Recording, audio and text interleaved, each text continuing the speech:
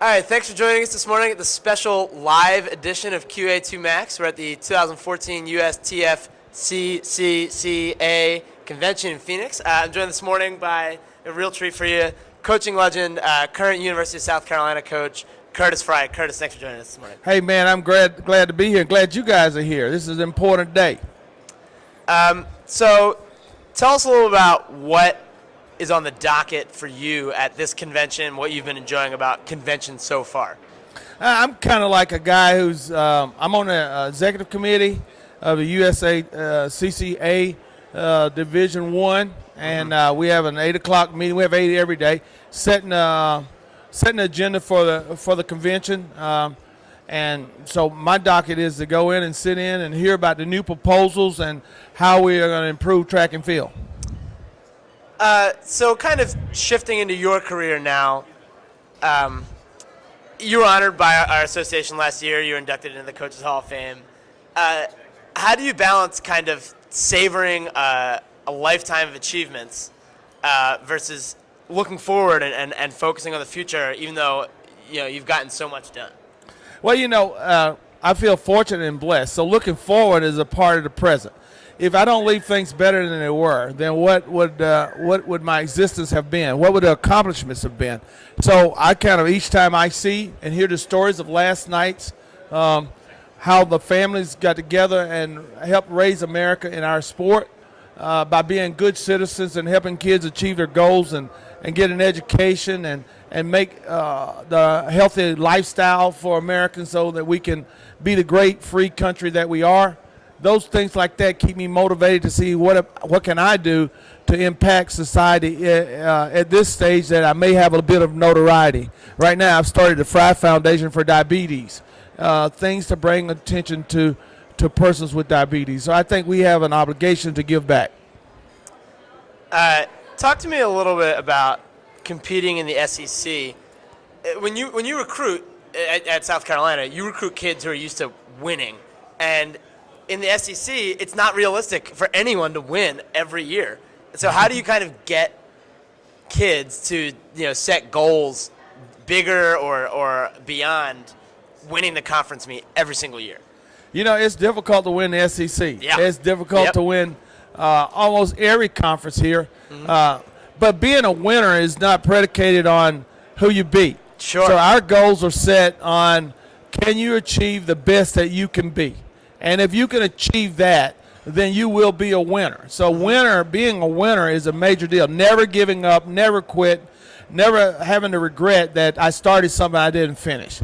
Those are mottos from the beginning of my coaching to now. We always have a statement all the way back to Alan Johnson and athletes in that stage, Dennis Mitchell at Florida, and even when I recruited Marion Jones in North Carolina, to Terrence Jamil at the University of South Carolina, Mickey Barber and on Hastings and Demas's. If it's to be, it's up to me. It's a motto, and they say, "Who can? I can. What's to do? Let's do it." That's not just slogans. That's what we try to instill in anybody that comes to South Carolina. If you start after the degree, if you want to be a lawyer, a doctor, you just don't give up when the going gets tough. And it's the same thing within athletics. You can't quit. So you say, if it's to be, it's up to me. What is up to us as track coaches, as writers, as administrators, to make sure our sport is thriving and healthy? Right now, that's the question. That's really what our meeting's about. It's for us to make presidents and government and the public to understand that we're necessary.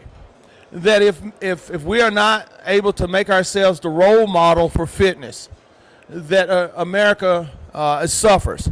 If there hadn't have been Wilma Rudolph in the Olympic Games, then women wouldn't have had a role model, and America versus Russia wouldn't have won, and America wouldn't free. If it hadn't been a Jesse Owens, then what would Europe have been, and would the world have been free? If it hadn't have been track and field athletes like John Carlos and Tommy Smith, who showed the world about human rights, what would America be? Not just our fitness. Physical education has died in schools, and they're trying to teach us to eat right. The role model for these things are track and field. we are obligated to make this statement to America and make this case. So now we've got to get on TV and we got to get you guys pumped up, and we got to give America something to watch. We got to change how we do things for as the event of track and field. I hopefully here at this convention that we end up doing some things that make a shorter meet, a quicker meet, and a lot more things that people can see and that they'll want to see it. What specifically can we do to make meets shorter, to make them more appealing to the public?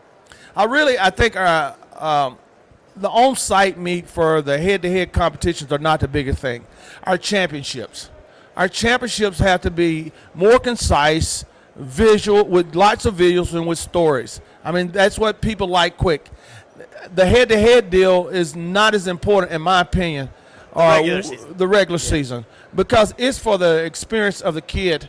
And that's what track is about. It gives everybody a chance to participate. If we make the meet short and don't let everybody participate, we miss the point of what it develops. So, but during a championship season, we've got to find a way to have maybe women's meet on one day, men meet on the other day. We got to get where we got it.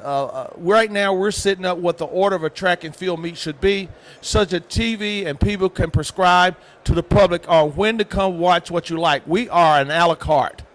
And so people like to choose what they like. So that's what we are doing. And that's what I dreamed this to be a long time ago. I think we're getting there. We got to get the public who's vested in it, plus companies, to understand if track and field dies, then a lot of other people who are stakeholders die. All right. Well, Curtis, I think that's a perfect answer, and I look forward to seeing these changes happen, and thank you so much for joining us today. Hey, guys, thank you for having us on, and I just keep doing what you're doing. You're a solution. You're not a problem. You're the solution. Dig deep, find the real answers, and go out there and help us show the public that we are necessary. Thanks, Curtis.